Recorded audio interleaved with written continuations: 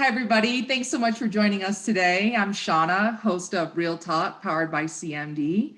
And I am so happy to have Laura Lefton with us today, my very good friend, who's also the Senior Director of Business Development at the NFL. Thank you so much for joining us, Laura. Yeah, my pleasure. Happy to be here. I'm excited for this. Yeah. So Laura and I met and worked together at the Nets way back in the day. And that was my first opportunity to get to know you, Laura. And just, you've always stood out to me as being so pioneering, just absolutely amazing. Your standard of excellence in your work is again always stood out. You're like this. It was funny. I had Petra Pope the other I day. saw that. Yeah. And it was like, and I talked about her being this mix of lovely and, takes no shit. And you are Yeah. right there with her. So, I feel like we all were like that at the Nets. That's why we were so good at what we did. Yeah, totally. yeah, but totally. And it's something that I really have always admired about you. As I've been seeing in the last couple of years, like more women in the NFL coming forward and, being showcased, whether it was in the front office or on the field and stuff. And I'm always, every time I see it, I'm like, I want to see Laura. I want to see Laura. So it's been a long time that I wanted to have you on here. So again, thank you so much. And, I would just love, as you know, with this, we're, like to talk about people's evolution and the impact that they make along the way. And you've had such an incredible career. So can you tell us a bit about your career evolution? Sure, of course. So thank you for all the kind words. Feelings mutual. Yeah, so I graduated from UMass Amherst, and I majored in communications and I minored in sports management. And at that point in time, my goal was to be in sports, but on the journalism side. So I really wanted to get into broadcast journalism. And so that was kind of the journey I wanted to take in college. And so that's why I majored in communications. With that, I needed to get a job. And so, just to make some extra money on the side. And I ended up getting a job at the Mullen Center, which is a venue on campus that hosted our basketball games, our college basketball games, as well as concerts and family shows. And so I worked in the box office. And in that job, I learned Ticketmaster. I interacted with the public. I did a lot of guest relations work.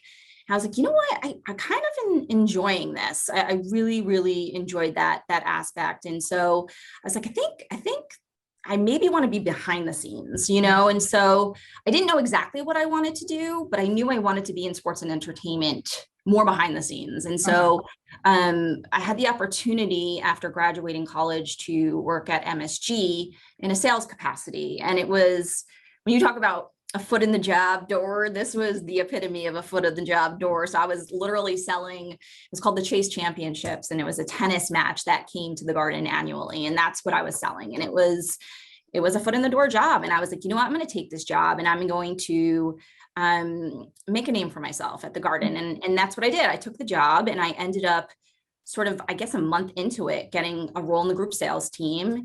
And with that, and this, is anytime you work for a venue or a team, you're wearing multiple hats. Yeah.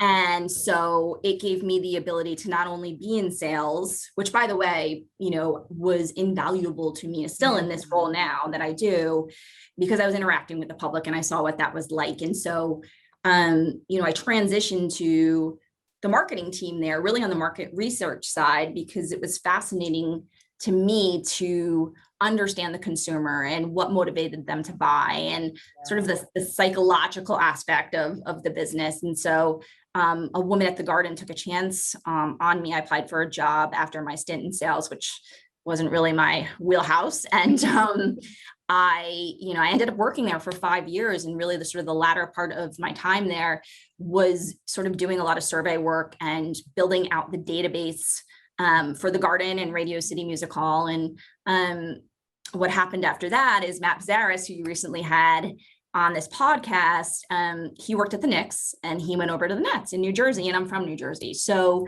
he asked me to join his team on the marketing team, and that's where I met you. And so it was really the opportunity for me to build something out as part of the marketing team, and really kind of as the person who handled all the research in the database, aid marketing, but also get involved in sponsorship and everything that kind of went into running a sports team. And again, wearing multiple hats, because you and I both know as much as your job descriptions, it's not, right? Because you are dabbling in other things. And so in my role at the Nets, I ended up helping, as you know, with the naming rights deal and, with game presentation and with PR and with CR and sponsorship. And so that really led to my job today, which is in club business development, as you mentioned. Someone who I worked at the Garden with called me and was like, I need you to come work for me. And I was like, I don't even know where you work. And he's like, the NFL. And I'm like, sign me up. And it was really the opportunity. We were transitioning the team to Brooklyn. And so I felt really good that I was kind of at a place where it's like, okay, I just gotten married and, I knew I wanted to start a family, and working as many games in the NBA as we did, it's a lot and it takes its toll on you. So I felt like going to the NFL was really an opportunity for me to kind of take everything I learned at a team and bring that to the league side, and then work with all 32 of our teams in the NFL. And so that's what I do. And, my job is making sure that the teams are successful from a revenue perspective.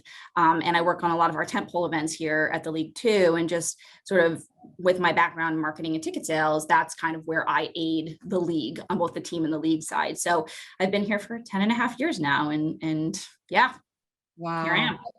It's such an incredible story and journey. And I think that for anybody who's listening, like really hearing you talk about how you built upon your experience as you went along. And I remember when you came in at the Nets and it was like, you were a powerhouse. You were so, you were capable in so many areas. It was amazing to see and to be a part of. And, I think that was part of what you were able to, be in the historic, so involved in the historic move to Brooklyn, like you said, the naming rights stuff. I mean, we were pretty young at that point. Yeah. We were young, and it's again, I say this to people who come to me for advice all the time.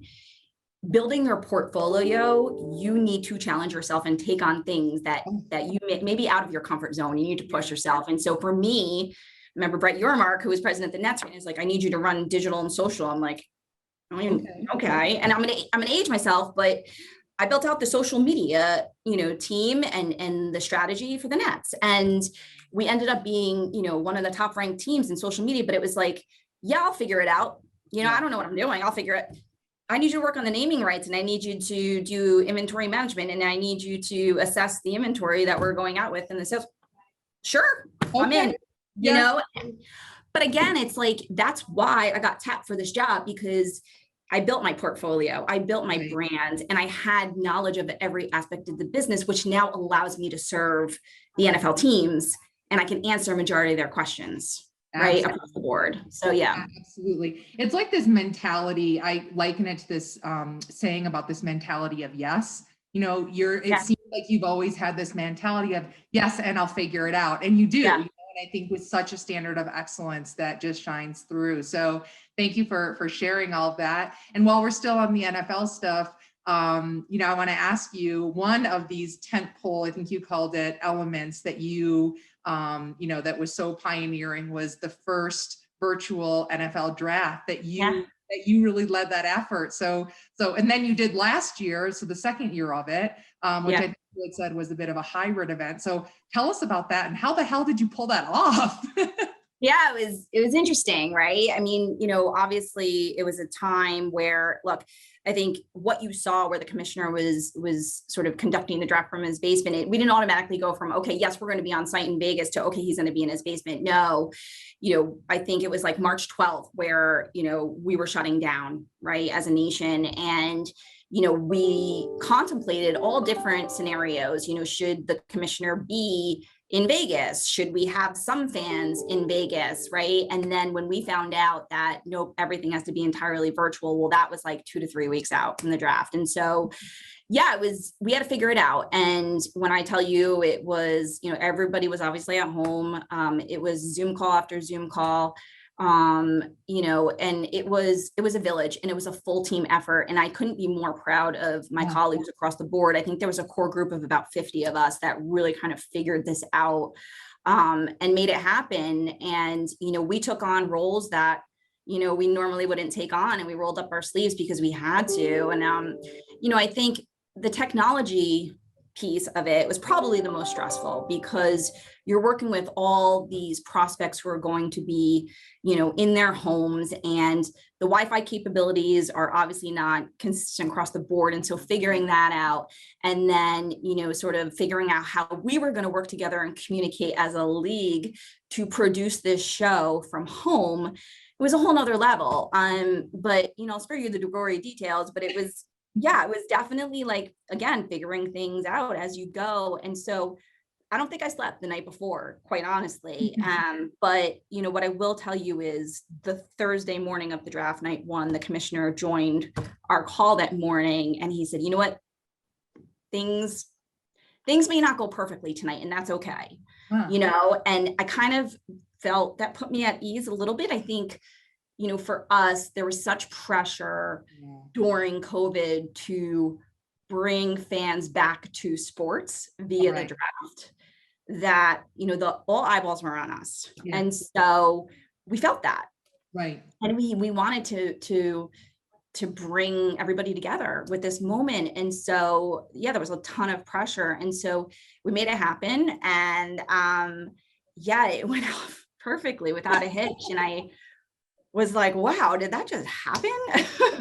And it did. Standards of excellence. Laura Lefton writes the book. It wasn't just me. I mean, it was like, there's so many people who are so great at their jobs on the tech side, and, on the player operations side, and the head of my department, Peter O'Reilly, on our events team, he's a genius, and he brought this all together. And so, we just all worked together and pulled it off, and it was a lot. It was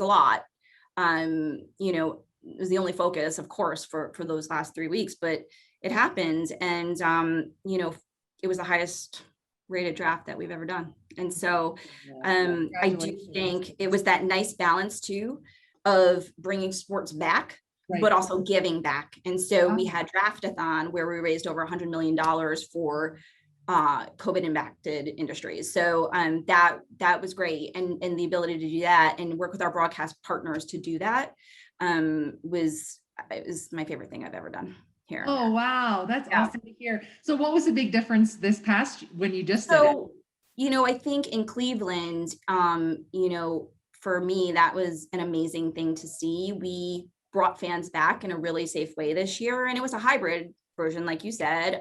We couldn't have as many fans there. All the fans that we did have there were vaccinated. Everybody backstage was vaccinated. Obviously, player safety is our number one priority. But we were able to do it in a safe way. And I think just having fans back together and being able to celebrate football the way we did this year in person was amazing. But there was something to last year where we humanized our coaches and our GMs and our players, and you saw the inside of their homes and their kids and their dogs. And so we wanted to bring that back a little bit this year. And so some of the prospects were on site, the others that weren't, we tapped into their homes and tapped into our GMs and coaches' homes if they weren't in their facilities. And so I think it was kind of a nice blend of both.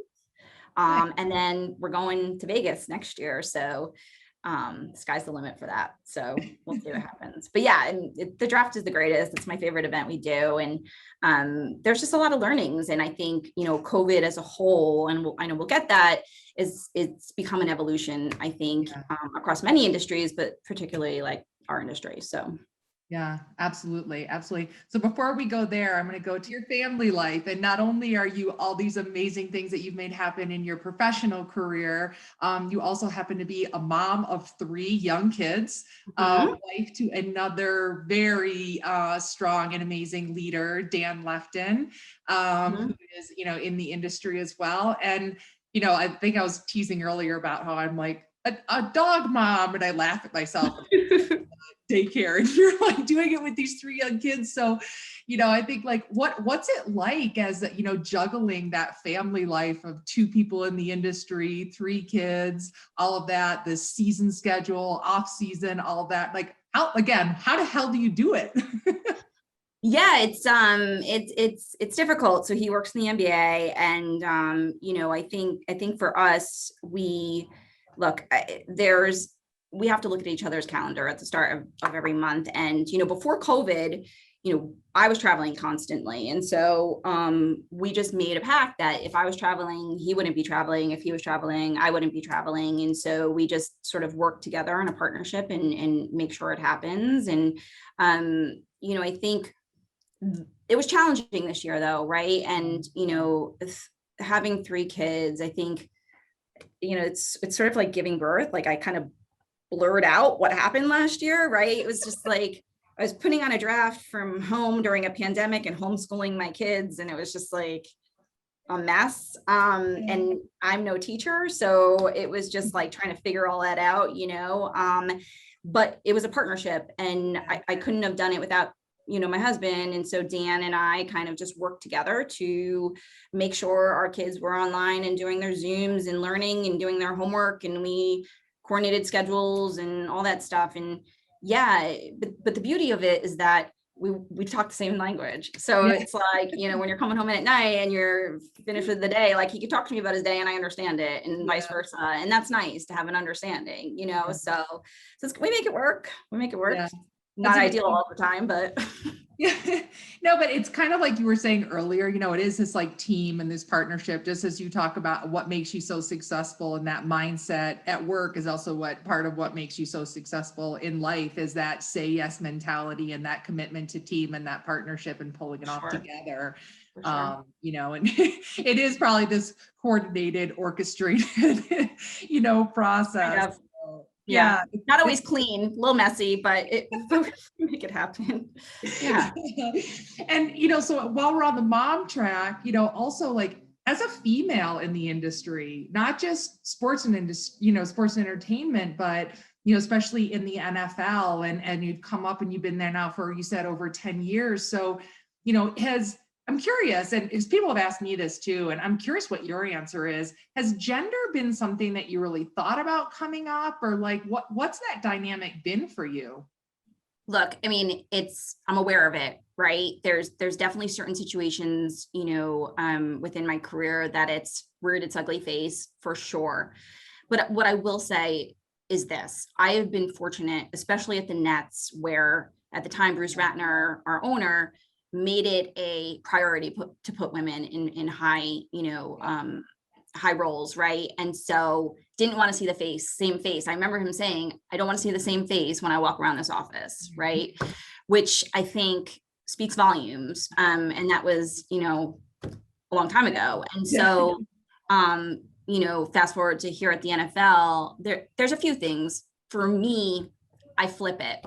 When I walk into a conference room, and right now when I'm on Zoom, and it's all men, game on. Like that's motivation for me, right? Like I feel powerful in that position. And so that's kind of just been the way I approach it. But what I will say is in the 10.5 years I've been here, we have made such strides, and you talked about it a little bit earlier, in the women we put in very high positions here. And it's such a priority for us, both on the football operations side and the business side. And we see it on the team side too. There's so many amazing, smart, powerful women who are making decisions and evolving the NFL at this point. So I'm really proud to work here at this point, and we just have made such great strides in that area.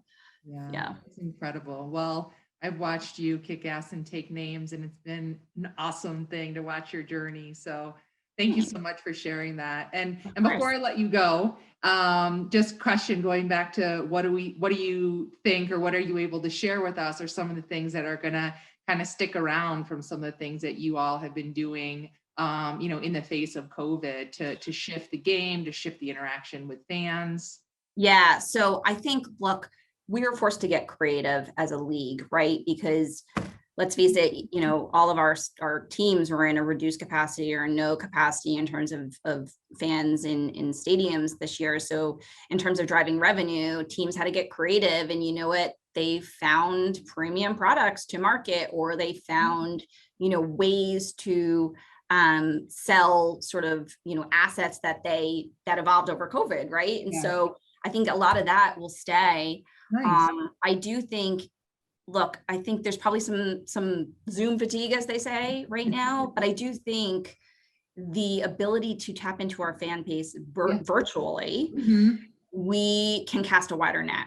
And there are more fans who can interact with our product now, because we have the ability to talk to them via technology, via Zoom or Microsoft Teams or whatever you use. I just think that we'll take that, and there may be sort of events moving forward. And we're already seeing this across our teams where there's in-person events, but you're going to have these Zoom events, these virtual events, so that you can, go wider with the amount of people you're inviting, right? And then I think the last thing I'll say is, obviously COVID happened, but also in terms of Black Lives Matter and everything that happened there, we have made it a part of our goals. We built it into our business plan as a league and as a department to really sort of dig into that more and just make it a part of our business plan. And it's, working with the teams, and we're already seeing this where they're building out departments to really focus on diversity, equity, inclusion. Wow. And so I think that really is going to live on. And, so I think that will carry through, and we've already seen teams really do a lot in that space. And so for me, that has been so amazing to watch and see and grow, and to be a part of it here at the league. So I think that's, for me, the biggest thing that will carry through after this year, for sure. Wow, that's fantastic. And talk about evolution and impact. Well, you're at the forefront of it, and you continue to lead so brightly. So thank you. And thank you for being such an influence on my career, and our friendship just means the world to me. So of course, thank you. Likewise, I was happy to do this. Yeah, thanks so much. Good luck getting back to work. Thank you. All righty. Talk to you later. All right, take care. Bye.